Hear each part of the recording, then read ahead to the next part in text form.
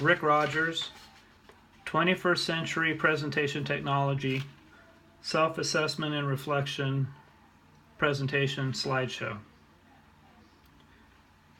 For the last 3 years, I was a safety director in North Dakota.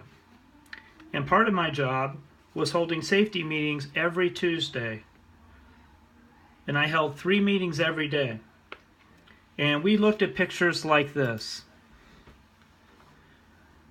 Now, if you can look closely, you'll see a motorcycle in the middle of that car.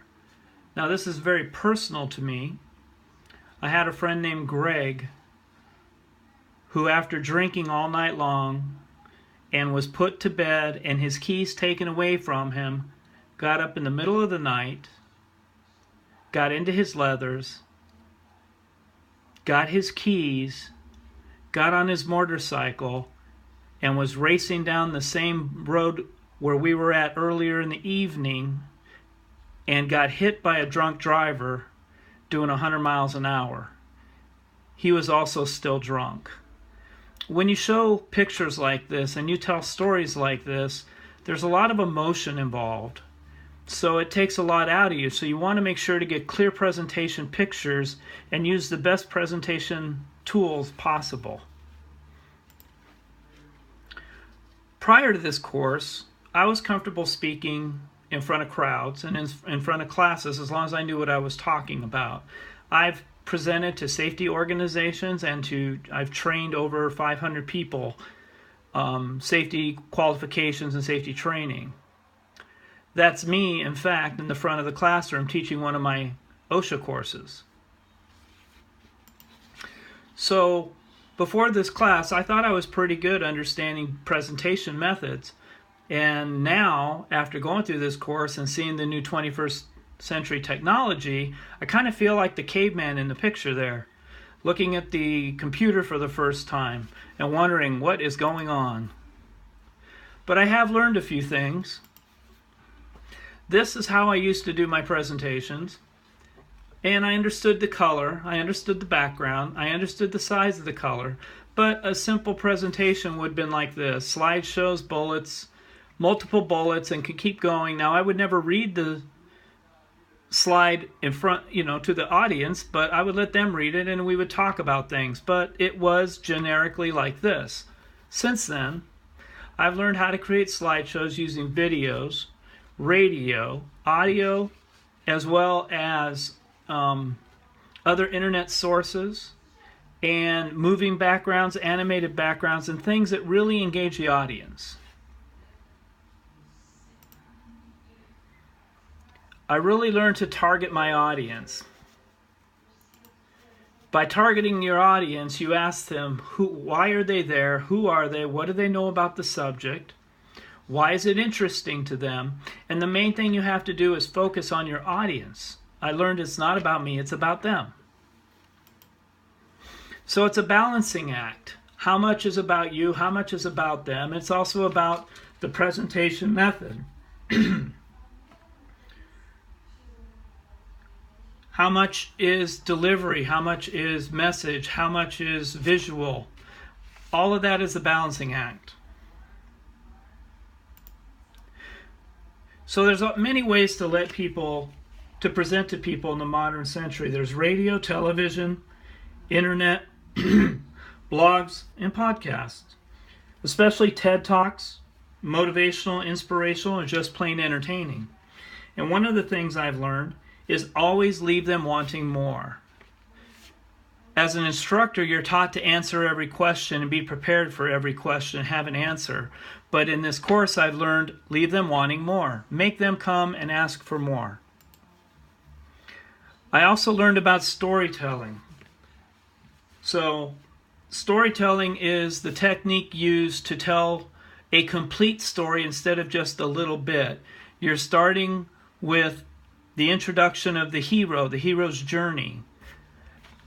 As in our class on the Duarte and Resonate, we learned about the hero's journey. Vogler talked about the hero's journey. Chris Vogler. One of the things you learn is that there's a journey. There's the hero, then there's some sort of conflict, and then there's a resolution. So there's a pattern. And one of the things I've learned from the class is that I need to work on that pattern more, edit it more, make it a more complete, fuller picture.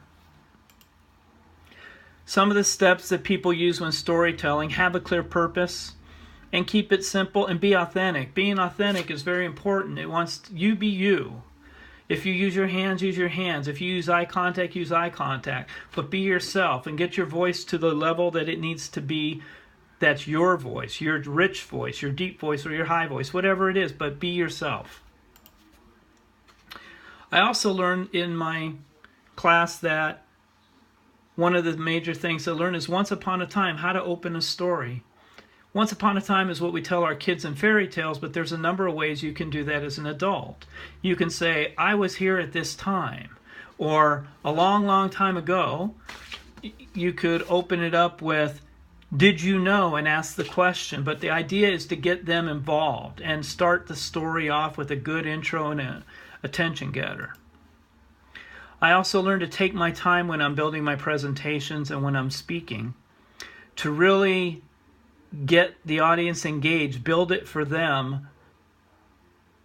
Make sure that you're thinking about them when you're putting it together.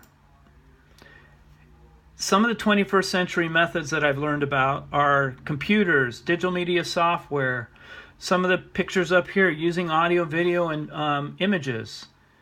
Storytelling, again, we talked about the pattern of storytelling. One of my favorite methods as an instructor, whenever I do something that I've made a mistake with or I've not done correctly, I don't hide it from my class. If we're talking about mistakes we've made, I always open up with something that I've done. Maybe self-deprecating humor, maybe just a story that makes me human, takes me from the stage and brings me down to their level. So I call this falling on the sword. I'm prior military, so in the military this is called falling on the sword. It's admitting a failure and then explaining how you've overcome it. Emotions, highly important when giving a speech, whether it's happy or sad or confused or goofy or excited.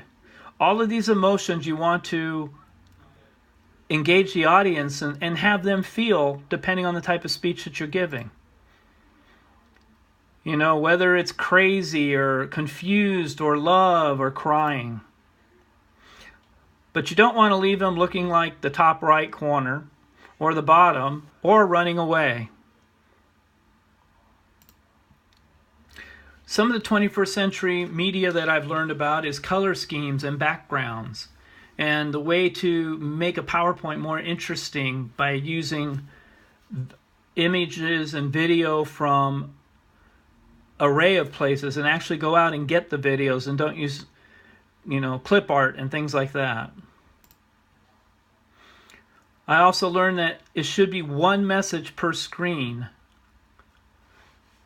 One message that you want to get out at a time, but make it interesting. Use animation, but not too much. Make sure that you have the right font sizes and make sure that you're giving a good presentation for people who can see from far away and the colors are contrasting properly and not confusing. The third point in my presentation that I learned is presentation is a three-legged stool. According to Endicott, the three-legged stool means the ecosystem of visual presentation, content, and delivery. Your visual presentation is the images, the content is what you talk about, and the delivery is how you deliver it. Are you excited? Is it a class on a lecture? Is it an emotional, persuasive speech? Is it just informative or is it entertaining? All of these things work together to keep the stool balanced. If you take one away, it's going to be crooked and it's going to fall. I also learned to be more confident using my images and creating slides that I can believe in. And that's pretty confident, as in Clint Eastwood in the top there. He looks confident. And if you read Believe You Can and You're Halfway There by Theodore Roosevelt, says a lot. Confidence and have a good message that you want to give out, you should have no problem, as long as you believe in it. I learned to edit my presentations like a fine-tooth comb, and going through them and, you know, checking for fleas in a manner of speaking, and just going through and making sure you get rid of the fluff and just get down to the bare bones of what you want. I've learned to analyze and target my audience and look at my audience and ask, who are they? Why are they there? What's their expertise level? You know, how do I entertain them? How do I engage them? What is important to them that they want to hear? And lastly, you're a composer. Again, as I said, you want one message, and that message in this case is to compose, to put it all together. Some of the things that are important prior to this class, I would have probably used more bullets and slides, but the visual slides and the images now in the 21st century just take away from the old clip art. And to go out and go look for these slides, look for color schemes, look for backgrounds. According to our book by S.E. Lucas, content, delivery, message, all of it is so important that we need to really understand and engage our audience. So the three things that I use now and will use in the future will be highly effective images. I really learned to use the slide sorter, and Resonate, they talked about that. Chris Vogler talked about use the slide sorter so that you can make sure how you want that presentation to look and that it's in the sequence that you want it to be. So lastly is going to be making sure that I understand the new presentation methods, making sure I use high graphics and good visual. So the three things that I would use again would be my slide sorter, my message, and my graphics.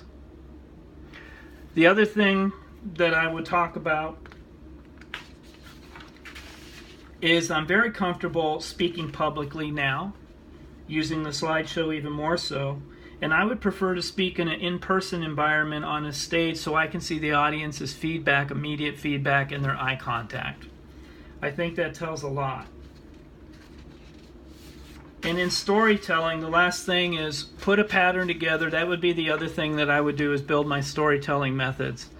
Conflict, resolution, and how to make a good story come together.